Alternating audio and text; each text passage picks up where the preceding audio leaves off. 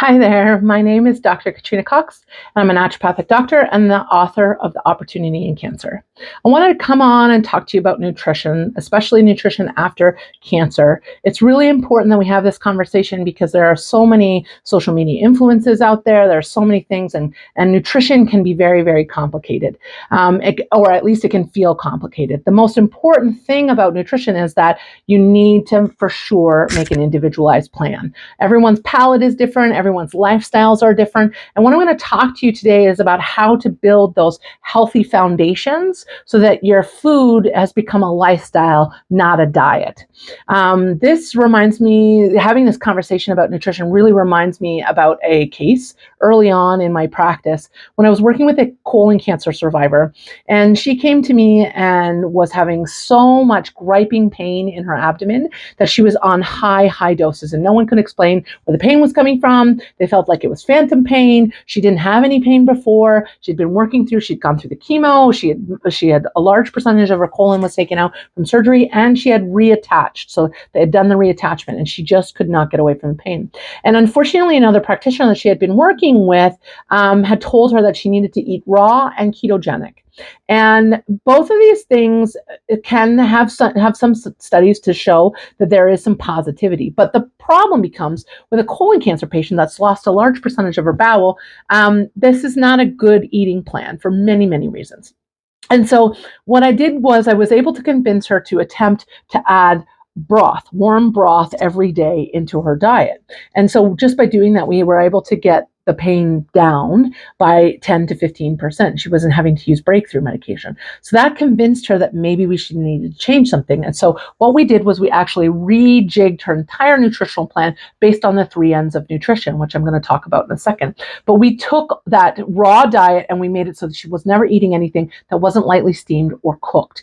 And that made it so that she was able to come off of all of her medication and the griping pain was gone. So what we did was we looked at that foundation. We had to make sure that the food that she was eating was nourishing, but to make food that the food that she was choosing to eat came from nature, and that we had to make sure that she was getting that nurture out of the food. And so the nurture part was the piece that was missing originally. Yes, most of her food was from nature because it was a whole-based food diet, and she did feel like it was nourishing her based on everything else. But the problem was that stuff was coming through her and it was just not working. And so that nurture part of her food was really, really missing. And so by us changing it to slightly steamed and making some slight changes, it made a huge difference. And she was able to come off of all of her pain medication, which was phenomenal. So we talk about this, and it's very important for us to dig deeper because, for example, I saw the other day on Instagram that someone was saying, oh, there's a study, you need to be plant-based post breast cancer. They did this great study. It was 12 days of changing, these 1,000 people into plant-based diets.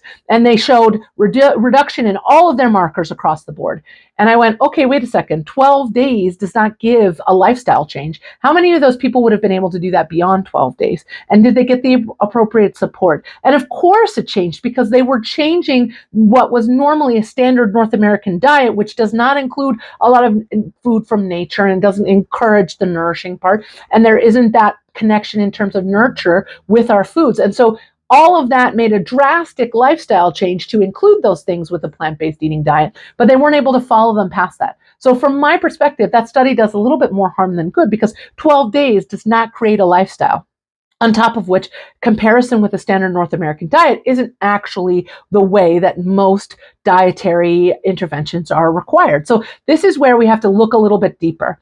Is a plant-based diet possible to eat well? And yes, it hits nurture, nature, and nourish as long as you're including all those macronutrients and making sure you're getting enough protein and things like that. But there are other people who won't be able to do that because of the type of cancer they've had or how their digestion works or what their cravings are. And so this is where we need to consider there are lots of healthy ways to put together a diet and focus on the 3 N's of nutrition. And so weight loss is another thing that people come to me and they say, I want to lose weight because I gained all this weight. And so we have to look at it as a lifestyle reframe. We need to make sure that there's a reset point for our body so we can figure out where it needs to be and where it feels the most comfortable. But if we're focusing exclusively on weight loss from a diet perspective, we've seen time and time again that these actually fail and they actually increase obesity. And so what we need to do is really look at those basics and allow our body to recover from its stress and really step into its nutrition. And so I highly recommend that you consider 2 things. One, Make an individualized plan.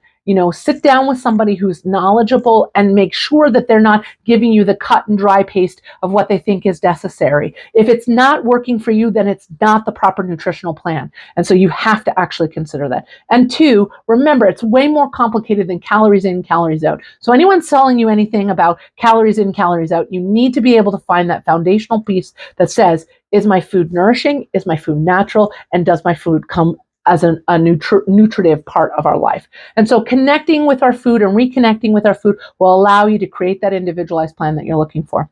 Come join us on our Facebook group and Instagram group on social, Cancer Remission Mission, and also join the mailing group at cancerremissionmission.com. We'll love to see you again. Bye.